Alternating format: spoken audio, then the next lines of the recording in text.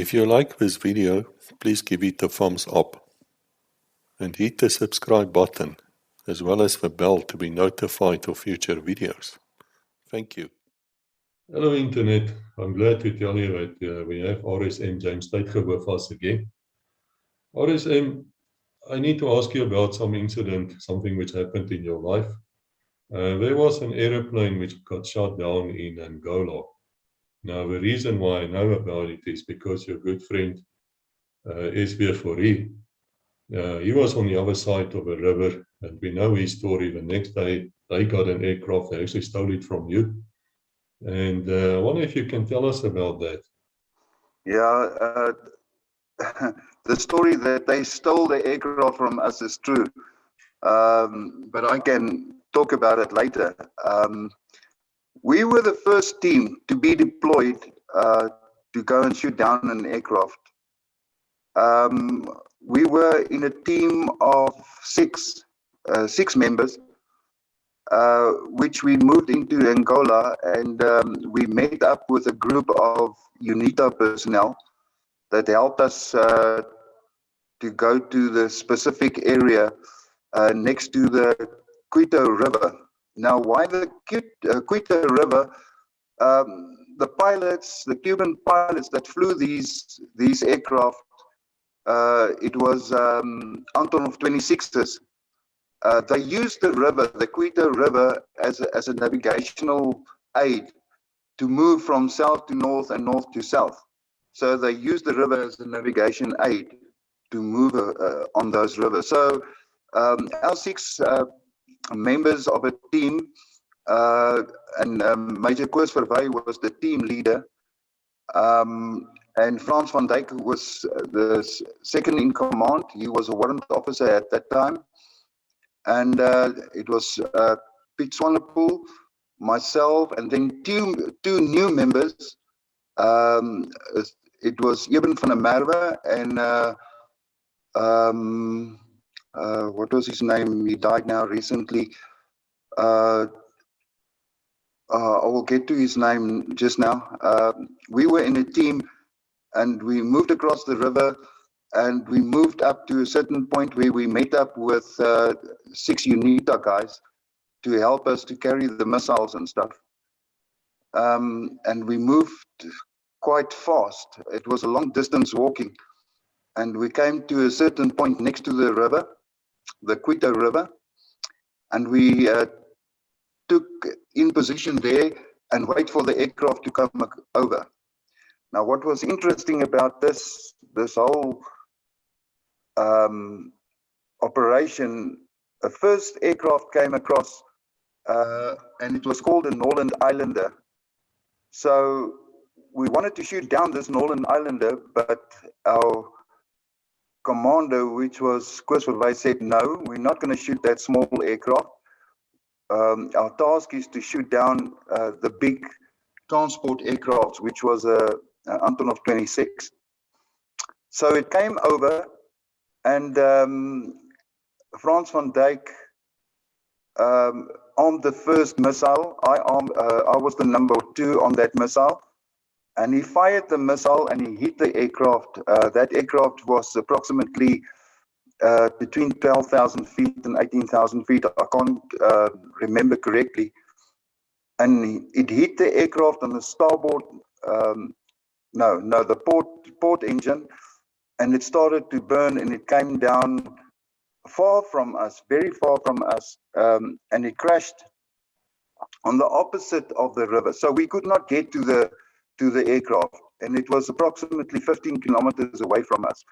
So there was no way that we could reach this aircraft to take photos or whatever the case may be, and return back.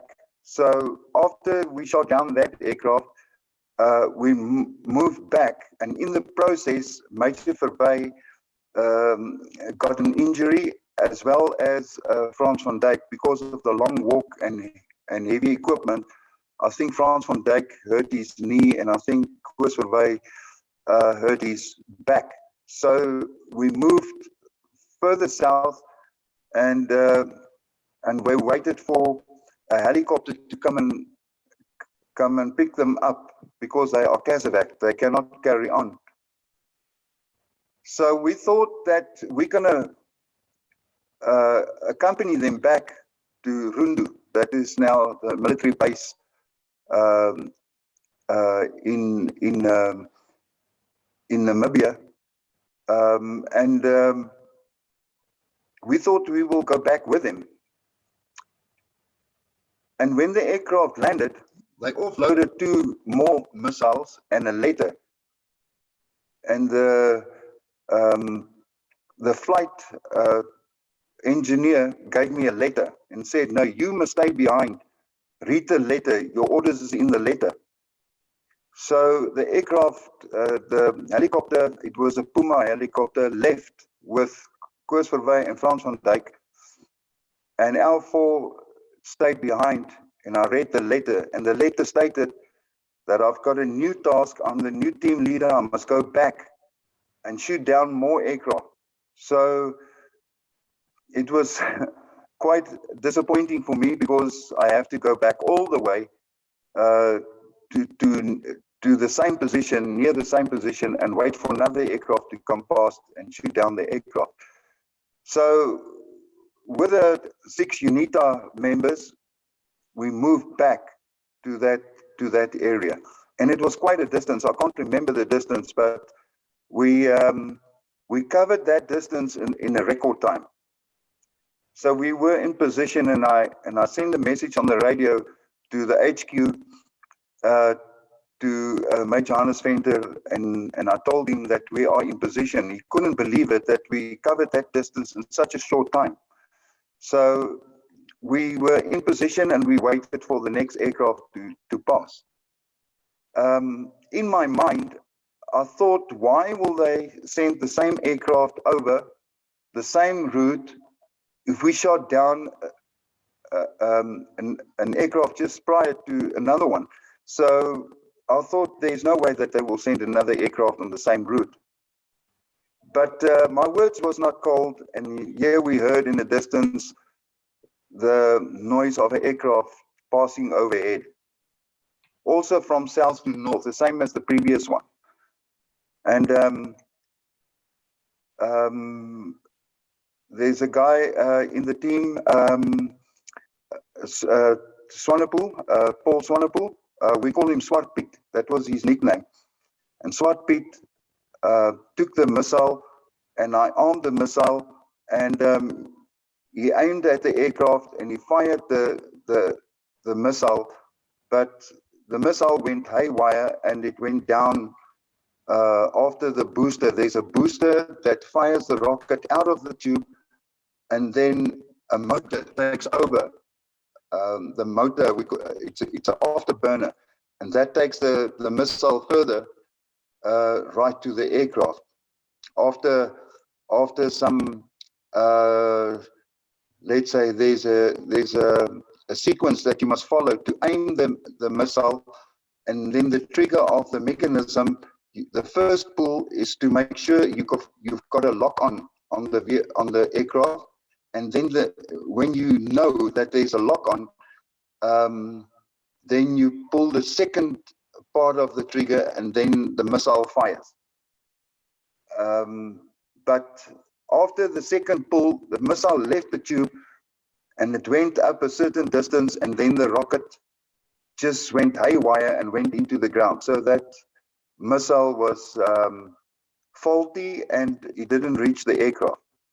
So we had another SAM-7, we call it SAM-7, ready to fire the second round. So if the first one misses, we've got a second one on standby to fire it at the aircraft. But in that split second between the first and the second fire, we heard the noise, because it made that missile makes a hell of a noise when you fire it off. It sounds like a massive alarm that goes off, and it makes a lot of dust and smoke. So we heard a similar noise across the river, and there's also a smoke trail that this missile leaves behind as it travels through the air. So it makes a white trail, smoke. when it goes up towards the aircraft. So we heard this noise opposite the river, and we saw this white trail of smoke, and we knew it's a SAM 7, similar to ours, and it went up and it hit the aircraft. And we didn't know who was on the opposite of the river. So later, when I signaled through to the HQ and said, listen, there's someone that shot down an aircraft, the major fender that was in the HQ, in the operational room, let me know, no, there's another special forces team on the other side of the river, and they fired at this aircraft. And I never knew that SVA was also in that team. Later, when we talked about it, I heard from SVA that no, he was on the other side, a member that fired at this aircraft. So what I want to tell you about this aircraft that was shot down by the other group on the opposite side of the river, the team leader there was Flip Marks, and a group of special forces operators that traveled with vehicles. It was Unimog, we call it Unimog Sabres. It's specialized vehicles, especially made for special forces to travel through the bush to certain areas. And they use SAM 7s to take down aircraft. So the specific aircraft that was hit by SVS group was also hit on the port side engine, and it burned like hell. I can't recall the height, but it was also between 12 and 18,000 feet, quite high. And the aircraft went overhead, burning from the port side engine. It went over, and at a far distance, it banked to the left, and then it lost height very, very quickly. And it banked again to the left, and it came straight towards us. And it lose a lot of weight, and approximately a few kilometers away, I'll say about 2 to 3 kilometers away, this aircraft lost a lot of height, and it came plunging through the trees right in front of us, because in front of us was a big open area, approximately 400 meters from the riverside, the bank of the river. And this Antonov 26 plunged through a few trees onto this open area, and it came to a standstill on the bank of the river. If it went 5 to 10 meters further, it would have stopped right into the river, but it came to a standstill right on the bank of the river. And we were on approximately, as I said, about 400 meters from this aircraft. And I decided this is an opportunity to attack this aircraft, because we saw people climbing out, trying to extinguish the fire. But now, because of the aircraft that came to a standstill, it was burning furiously. And I thought this is an opportunity to attack the aircraft, because the people inside the aircraft, the passengers, they were all soldiers, by the way. I think they shocked and maybe wounded, injured. So this is a great opportunity to attack this aircraft. So when the aircraft came very close before the emergency landing, because that is exactly what the aircraft did. It did an emergency landing, and it came to a standstill about 400 meters from us. In this whole process, these 6 UNITA members just got a fright, and they started to run away. So it was just us 4 left behind. So the UNITAs, they ran off in the bush and gone. So just us 4 moved forward to the aircraft, and we attacked the aircraft and start shooting at the members that climb out and trying to save injured members and stuff. But as we got close, this aircraft was burning furiously, and ammunition started to go off inside the aircraft. So most of the inhabitants or the passengers started to run away, because because of these explosions that started to go off into the aircraft. On our way to this aircraft, we covered about 300 to 350 meters towards the aircraft, and right in front of us, and right next to the wreck, there were these two Russian pilots. Later, we found out that the one was a pilot, and the other one was a aircraft technician. He was not the pilot, but there was a fourth pilot, a second pilot, that we found out later that he died with the crash. He didn't make it out. So these two Russians were in front of us, and they were waving at us because we were painted with black is beautiful. So at a distance, we looked like black soldiers, and also we wore the dresses and weapons like the enemy. So they couldn't extinguish between their own forces and obviously special forces. They didn't see that who we are. And as we started firing at the aircraft, we didn't fire at them because they didn't have weapons on them, and they did not. They were white. We didn't know if the enemy or what. So the rest of when we started firing at this aircraft, attacking this aircraft, a lot of these soldiers, the enemy, started to run in different directions and try to hide. Some of them jumped into the river. And when we got close to the aircraft, we didn't see them again. And there was another technician, apparently, that also jumped into the river, and he was never seen again. Maybe a crocodile took him, or whatever the case may be. I can also remember there was one guy of the enemy that ran to the northern side next to the bank of the river, and I was firing at him, and he had a suitcase on him. That's why I concentrated on him. And he had a suitcase, like a briefcase type, and he threw the briefcase into the river, and he got away. I never hit him. So he got away. He escaped to the north. So with this whole episode, firing at the aircraft, these two Russian guys that was in front of us, they got away and also fled to the north. We never fired at them. So they got away out of this whole theater of firing and attacking the aircraft. They got away to the north, but they ran into the 6 members, the UNITA members that ran away with the aircraft burning through the air when they ran away. So they hid in the bush, and these 2 Russians walked right up to them. So they captured them. And when we went back into the bush, because we could not carry on because of the explosions and stuff and the burning wreck, we could not go closer because it was quite dangerous. So we met up with the 6. When we went into the bush, we met up with these 6 UNITA members with the 2 Russians. So we went into the bush quite a distance away, and I got onto the radio and I signaled back to the HQ to Major Hannes Fenton, and I sent out a contact report and explain exactly what happened.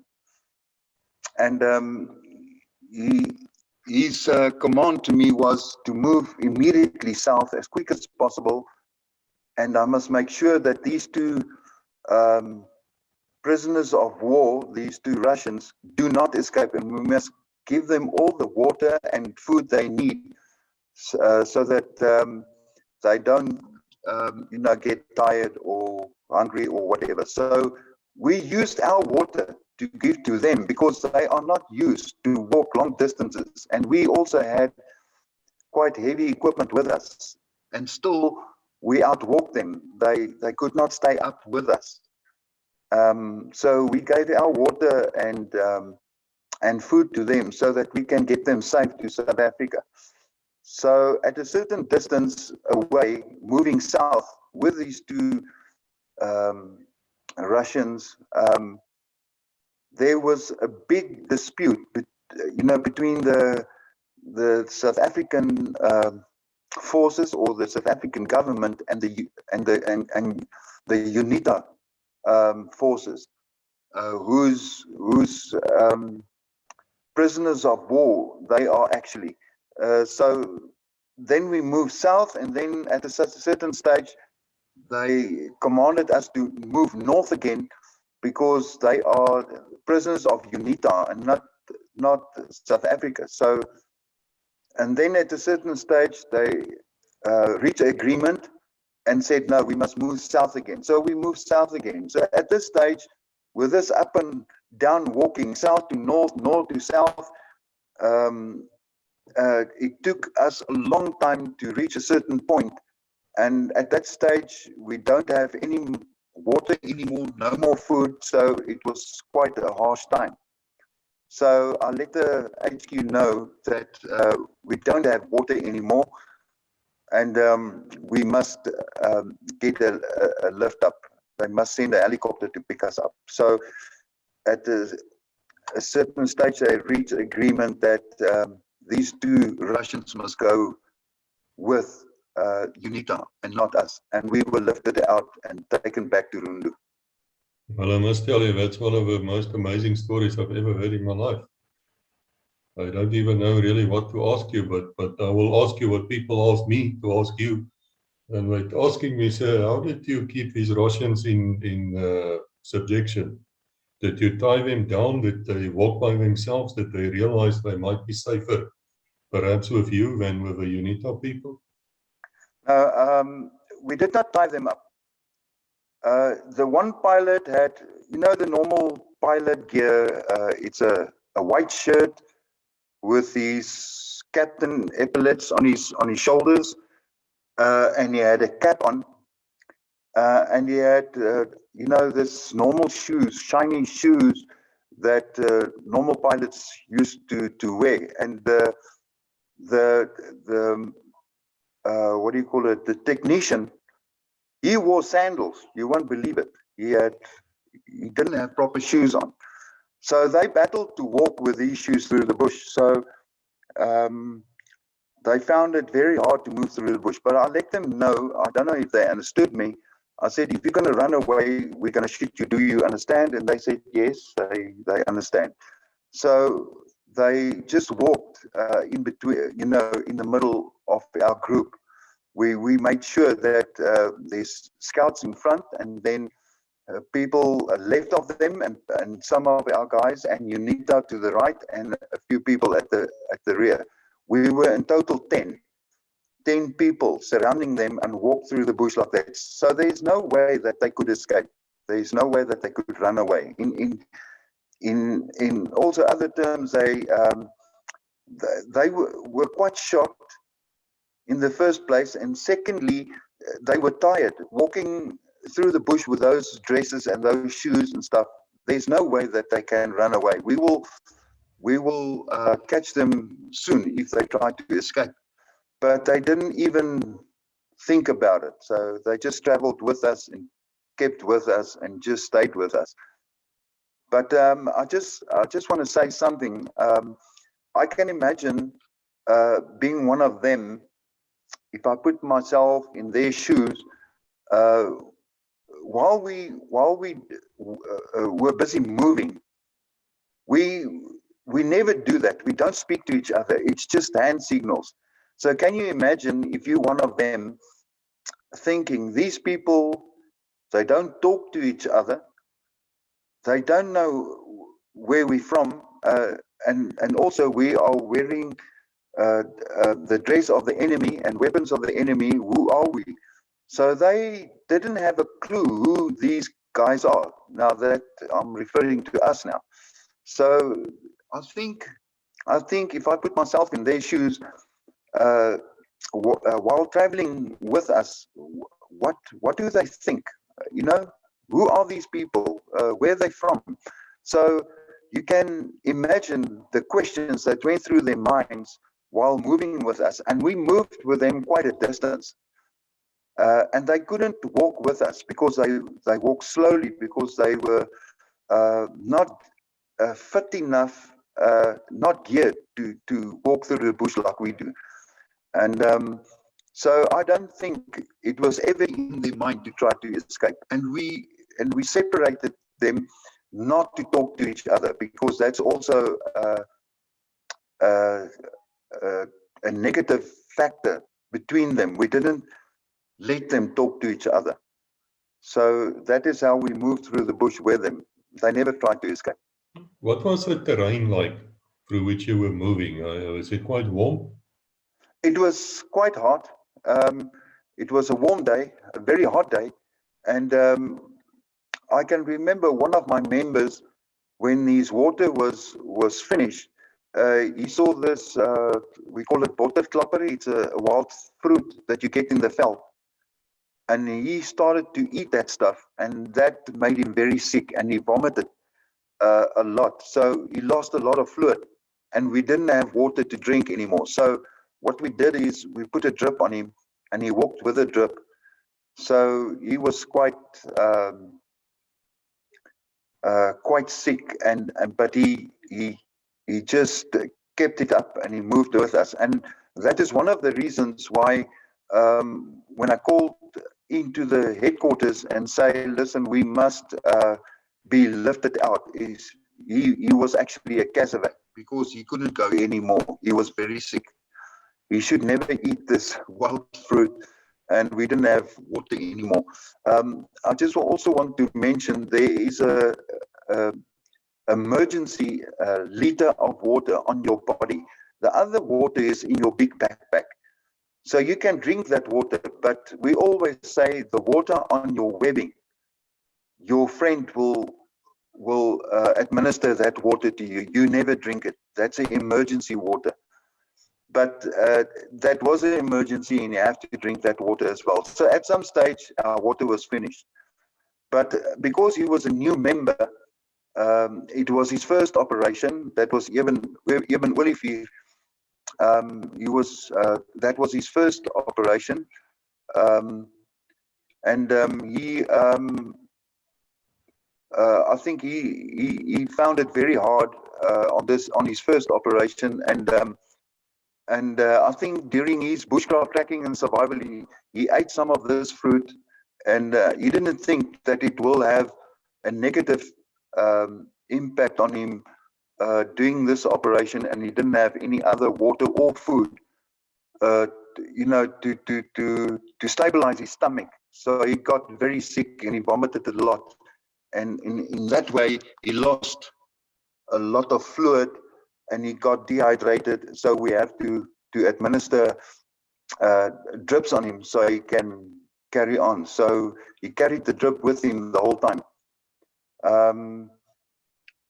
So that is one of the reasons why I thought it's now crucial to call in a helicopter to lift us out, because we could not carry on, because we were traveling days up and down, north, south, until the governments could sort it out, whose prisoners of war are these two Russians? Are they belonging to us? Must we bring them back, or must UNITA take them? So that was that took a while for them to sort that out. So during this time, our water and food was finished, and we could not carry on. But you're a patrol commander, which means that you are in command of a UNITA soldiers attached to you as well. Correct. Did you ever feel that they might want to take these prisoners of war from you by force, or try to? No. I think the UNITAs that went with us, there was one commander with them, and I got so cross with this commander, I nearly assaulted him in this whole episode of walking north south, because they also had radios, and they talked with their commanders, and we talked with our commanders on our radio. So what was discussed on their radio, I don't know, but there was a time that I really thought I can assault this commander, but there was no such time that it got in such a state that we felt that we're going to shoot them or the other way around. That was never the case. It is something that the commanders must sort out, and we are just the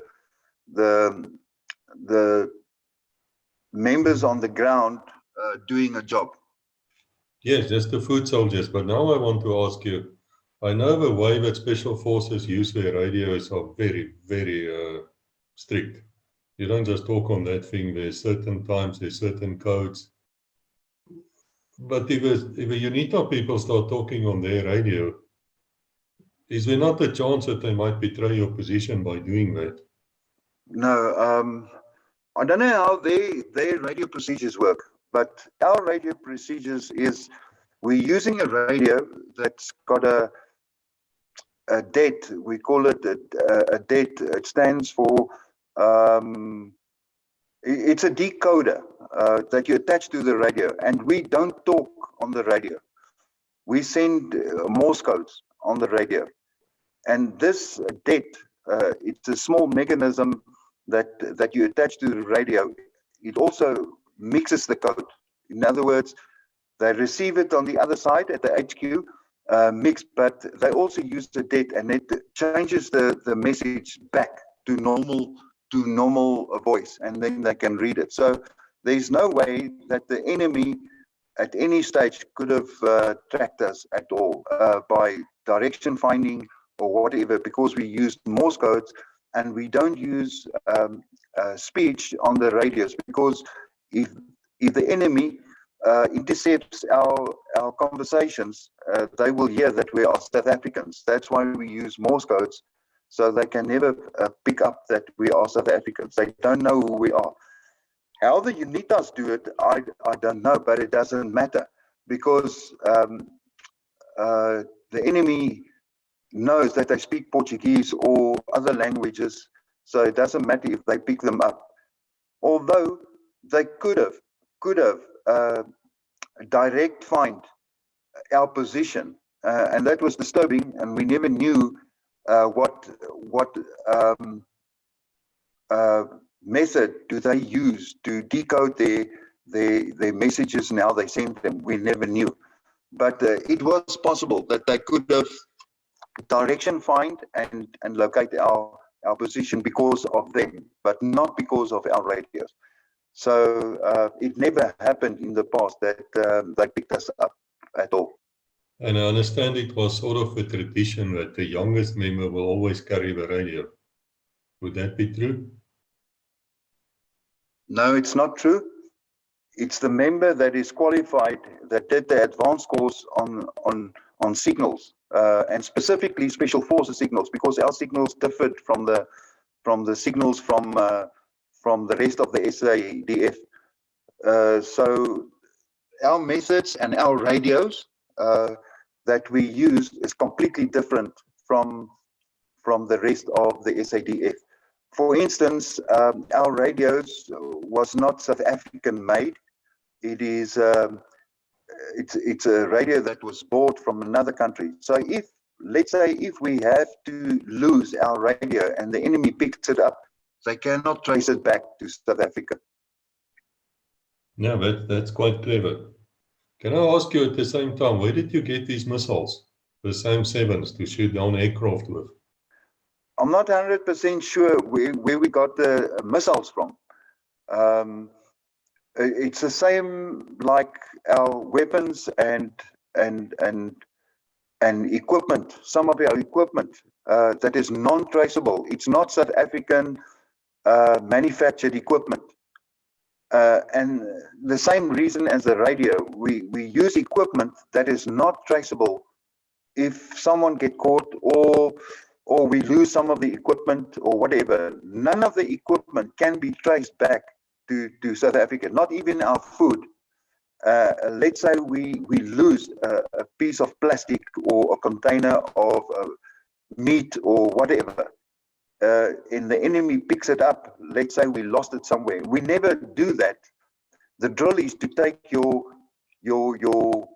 empty containers and plastics and stuff with you in your kit. But let's say if you lose something in the bush and the enemy picks it up, they cannot trace it to South Africa. There's no markings on it, and there's no marking on it that say manufactured in South Africa or whatever the case might be. If it's manufactured in another country, we don't mind, because if something is, let's call it, let's say an example, made in China, we don't mind if it's marked made in China, as long as it doesn't say it is manufactured in South Africa. We don't use any equipment, any weapon, uniform whatsoever, shoes, anything, boots. We don't use any of that equipment that's traceable, and the enemy can say they were South Africans. We just make sure that we don't use any equipment that is connected to South Africa. So it's all about being deniable. Yes. So if they say it's South Africa that was there, we just, Pip Botha at that time, as he always did, no, that never happened. Yeah, that's true. We never did really, now that I think about it. So this fellow who was wearing the drip while he was walking, he would have actually brought that drip with him all the way back to Super Puma, the helicopter, and then all the way back to Runde. He would not have thrown that drip out and Correct. leave it in there. I just want to mention, each operator carries, we call it a priority 1 medical bag. It's a small bag with a drip in, and all the parts that goes with it. It's a drip and a Sosigon injection. Sosigon is for pain, a heavy a pain reliever, and also bond bandages. We call it bomb bandages, that you carry in your left arm, in a pocket on your left upper arm. And that priority 1, each operator carries one like that. So in our team that we were together, we had 4 drips. So each one guy has got a drip. So we administered to Evan van der Merwe, I think at least three drips on his way back, because that's the only way that we could get fluids into his body. And then one of us will also carry a priority 2 medical bag. That's a big medical bag with a lot of medicine and injections and stuff like that. And that is always a must in a team, to carry a priority 2 medical bag. So one of the guys will carry the full medical bag with him. Okay, that makes sense. So you would be using your own medical kit for yourself, and the big one, the patrol medical kit, if there's really something serious. Yeah, the priority 2 medical bag, that's, I don't know why they call it the priority 1. Priority 1, that's the one we carried, each operator carried in his webbing, not in his big bag. So if he has to dump his big bag, he's got that priority 1 in his small battle kit. So he carries that on him, and usually it's on the left-hand side of his body, so each operator knows exactly where it is. So the big medical bag is carried by a qualified medical operator that is qualified in a higher medical qualification. Well, now I have a question for you as a team commander. Would you expect your people to report to you if they have any injury or any problem from a medical viewpoint? Or should they try to hide it and just carry on? No. I think each and every operator will tell the commander, listen, I've got a sore foot, or I'm sick, or whatever the case may be. I don't think he will hide it, or the commander will just wish it away and just carry on. We will attend to the team member if it's necessary. No, we will not just ignore it and carry on. That's for sure. I've heard some stories, I don't know if it's true, sir, but they say that you all suffered a bit from a running stomach. Well, they say that perhaps over water or something, you always had to run for number 2 somewhere. Is that true? While out on patrol far away from South Africa? Yeah, there were some guys that started to get running stomachs, but we have medicine in our priority 2 medical kit to stop that. So we've got medicine for running stomachs. But I must also add that all of us are carrying tablets with us to what do you call it, purify water from dams or little rivers or whatever. So the chances that operators got running stomachs was rare. It was happening in a very small margin. It never happened. I mean, to me, myself, if I take myself, it never happened to me in the past.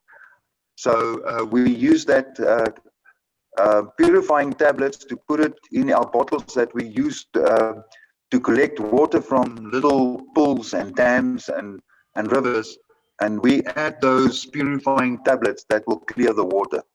So I think the chances that operators got running stomachs and got very sick from dirty water is very rare. It never actually happened. Okay, then there's some people, when we see pictures of you behind enemy lines, you always seems to be wearing a beard. Your hair is quite long.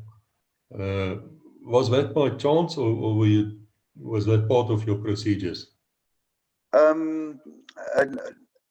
Normally, when we're in the base, we have to cut our hair and look like proper soldiers.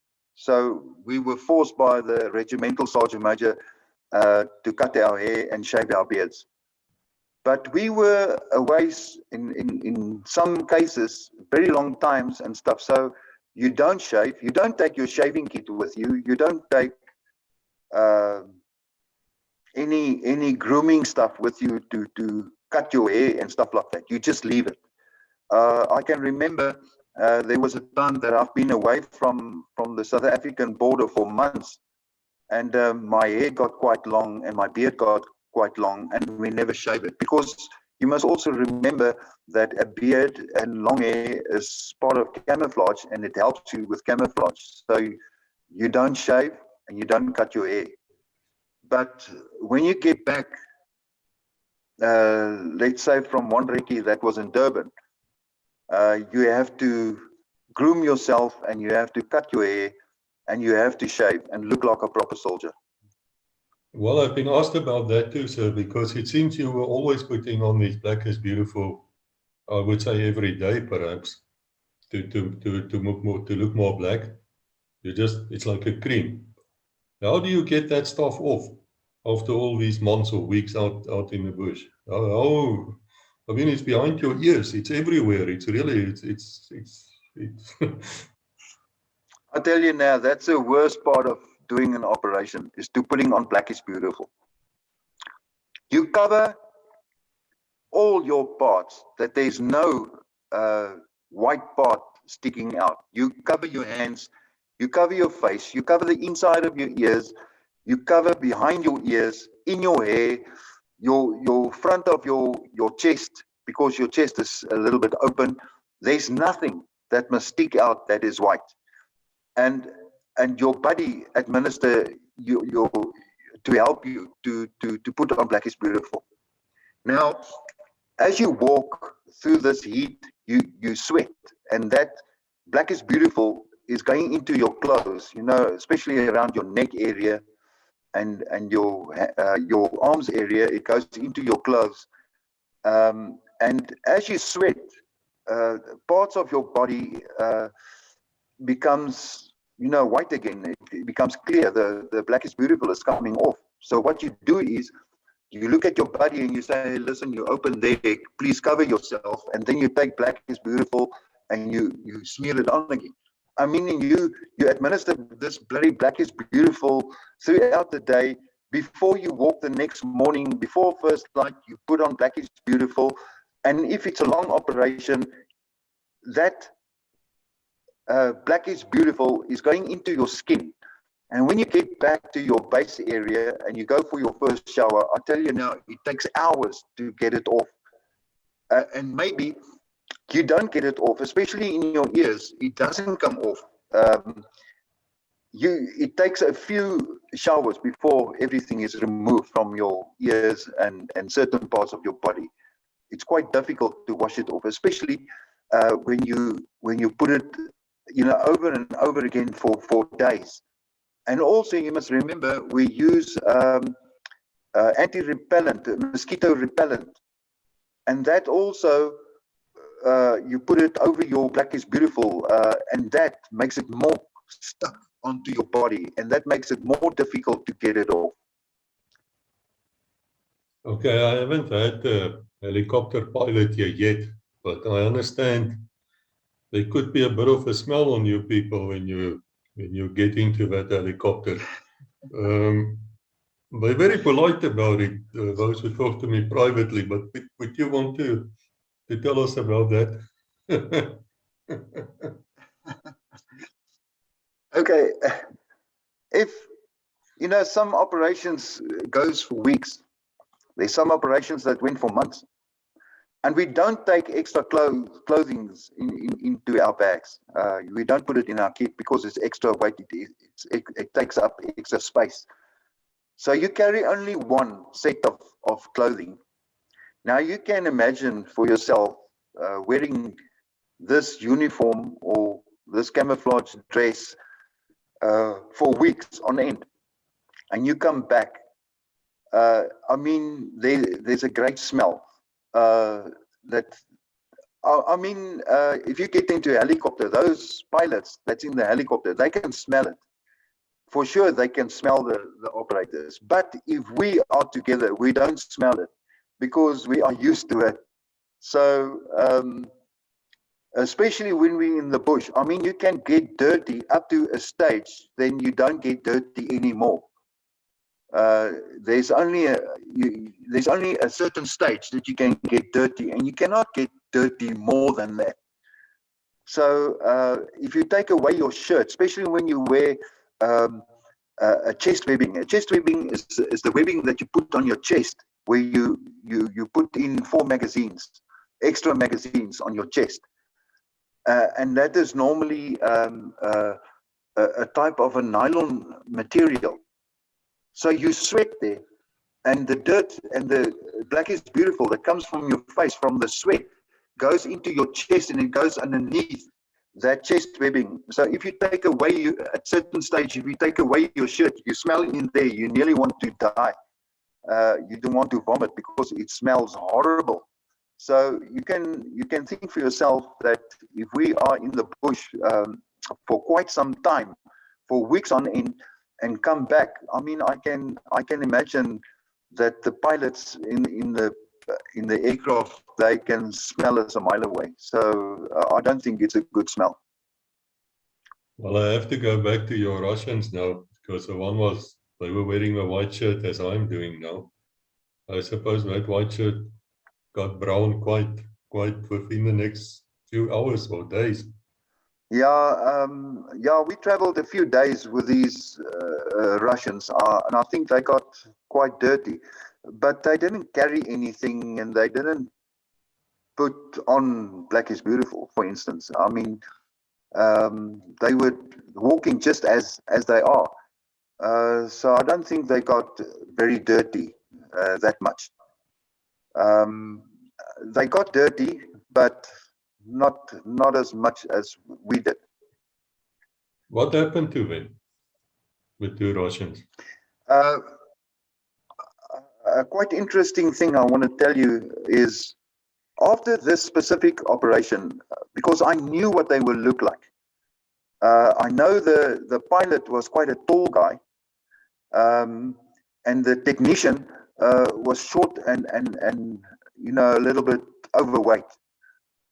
So, and the pilot was a slender guy. He wasn't overweight.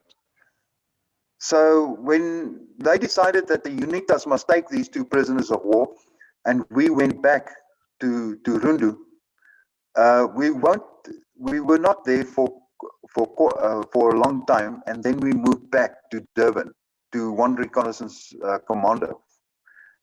And I was at home watching the news.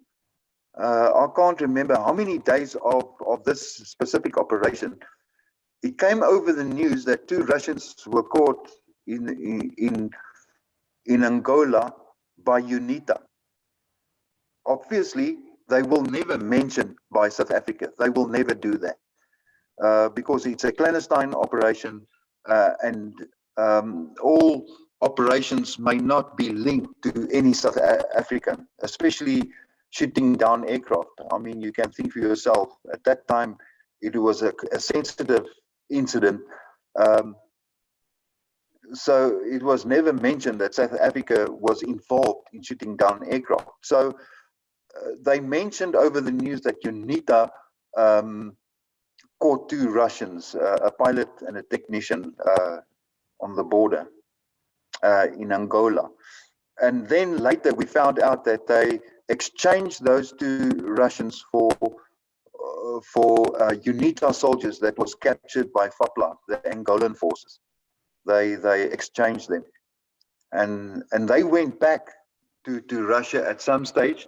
And then not long ago, I can't remember the year, they sent photos of these 2 Russians that came and visit South Africa, and there was a reunion type of gathering where some of our South Africans, I was not invited, I don't know why, to this reunion or gathering where where they had exchanged some views, and they had a function together, and it was just getting together. And a photo was sent to me by these 2, and those photos that I saw, it's many years later, so they changed a bit, but the pilot still looks the same. He had a moustache at the time that we caught them, and he still had a moustache then, and he still had that slender build, a long, tall, quite a tall bloke with a moustache, and he looked exactly the same. And the technician is still overweight, and he's shorter than the pilot. And at the bottom is written in a white pen, because the photo was black and white, and the photo mentioned that it's a pilot and a technician. So it can only be those 2. It cannot be any other person, because they sent the photo to me and to ask me if I acknowledge these 2, and I said, very, very close. I'm not 100% sure. There is those, but who else can it be? It can only be the 2 that we caught after we shot down the aircraft. Okay, that brings me to something what a team commander must do if he's compromised. What happens if your patrol is compromised? Some people say you will then capture this fellow and cut his throat or something. Are you aware of any such things ever happening? No. What happened to me in a team one day is that we were doing a reconnaissance task on a bridge in, I think it was, Angola. It was in Angola. We went to do a reconnaissance on a bridge to demolish the bridge at a later stage. So we have to go and measure this bridge and see the size, so that we can take this information back, so they know how to demolish this bridge at a later stage. So on our way there, I was walking. We were a team of 4, and at some stage I was walking at the back. So we do the reconnaissance at night, not during the day. So what happened is this, I was walking at the back, and I usually look back to see if there's no one on our trail. So at a distance, I saw, yes, one guy coming, and I showed to the team, enemy approaching. So this, if I can call it insurgent, because we don't refer to terrorists anymore, we call it insurgents. He walked straight up to me, but he didn't see me. So when he got close to me, I broke my cover, and I grabbed him. And he threw down his AK-47 immediately. And the first words that he uttered was, "Sorry, boss. Sorry, boss." That's the first thing he said. And I was full of laughter because he'd done that. And he put up his hands, and he spoke Afrikaans. You can't believe it. He spoke fluently Afrikaans. Now, his name is Pele. Not Pele. Kalola. His name is Kalola. So I grabbed him, and I gave him my heavy kit and said to him, listen, in Afrikaans, I said, listen, if you try to escape, I'm going to kill you. I'm going to shoot you. Do you understand? And he said, yes, boss. I do understand. So he walked in front of me with my kit. So there's no way that he can run away. He cannot escape. First of all, you have to throw down my heavy equipment. Secondly, I'm going to shoot him. So he did not run away. So we didn't know what to do with this guy because we still have to execute the reconnaissance, to reconnoiter the bridge. So I kept him with me the whole time. I mean, obviously, if he's going to make a fuss or make a noise or whatever the case may be, we had no choice to kill him. But he didn't make any move or whatever. So he traveled with us after the mission, and the helicopter came in. We loaded him into the helicopter and we took him back. He went with us as a prisoner of war, a POW, and when we landed in Rundu, the intelligence people came and take him. And what they do is they do a complete interrogation on him, but not a harsh interrogation, because normally they talk whatever they know. And then later, this Kalola, I think a year later or less, he came to us at Fort Rev, and he became, he went to the jail. We had a jail there at Fort Rev, a proper, I mean, I think the jail at Fort Rev was a special forces base in Ondangwa. I think that's the best advanced jail in the whole of the border. So we had our own military police that looked after them. So he stayed in jail, and in the daytime he comes out and then he works in the base, and he was also always watched by a military police guy. And I took this Kalola under my wing, and I used him to clean my office and make me some tea and coffee and make me some food. And when I go on a patrol with or any operation with a Casper, he came with me inside the Casper, and he made my bed, he looked after my equipment and stuff like that. And during the time that he does that, he gets rehabilitated by members of the SATF, that's the intelligence people and whatever. And then later he became a member of 5-1 Reconnaissance Commando. In other words, he became a member, and he was rehabilitated. He became a soldier, and he fought with us later. So that is what happened to him, and he wasn't the first. There were many like that were ex-SWAPO members that was rehabilitated the same way, and they became members of special forces.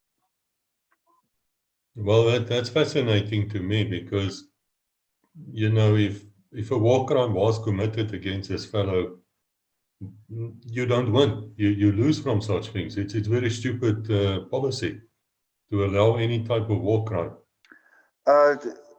I must mention that in my lifetime in special forces, I don't know of any uh, war crimes committed by any special forces member. If we have to kill the enemy, we do so. But there were never atrocities committed by special forces members. I mean, if we have to eliminate a certain person, the enemy, because of safety of our people, we will do so. But atrocities committed, like cutting off ears, which I've heard in the past, cutting off ears to keep as a souvenir, and killing people with knives and stuff like that. No. I must say it never happened in special forces. Definitely not in special forces. I don't know other units, but I don't think so. Definitely not us. Well, it doesn't suit your profile. We spoke so many times about the profile of a special forces soldier.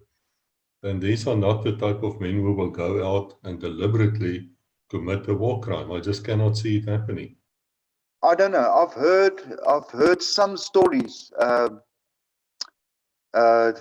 Kufut. You know that police insurgent uh, group, and 3-2 battalion, but it's not proved. It's not.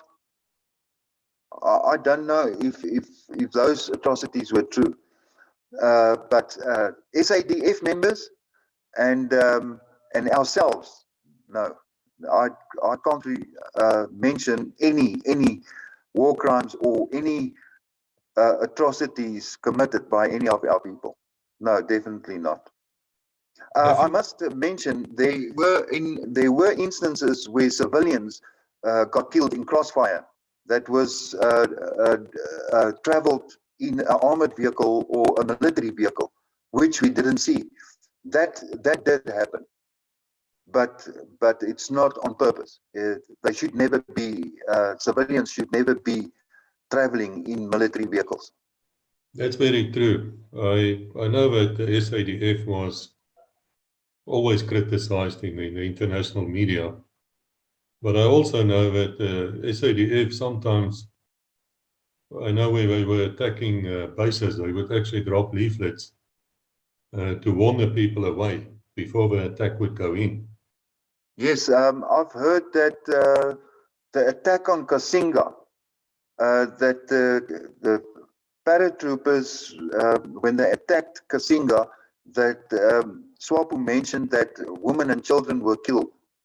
I don't know about that, but as I said to you, that it could happen if they got into crossfire. They shouldn't be there. And I know that in certain circumstances, they flew over with aircraft and put out leaflets to say that that women and children must leave the base, or whatever the case may be. But I cannot speak for the rest of the SANDF. I don't know really what happened there. But for special forces, I know what happened, and I cannot recall any such atrocities. Not at all. So there were no such deliberate policy of going to commit murder or attacking a civilian or anything like that.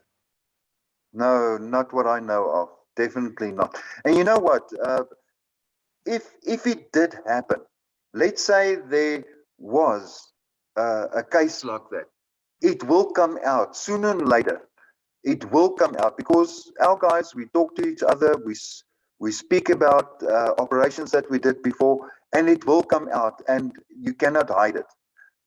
It will come out later, and I didn't hear of any such stories that happened. Definitely not.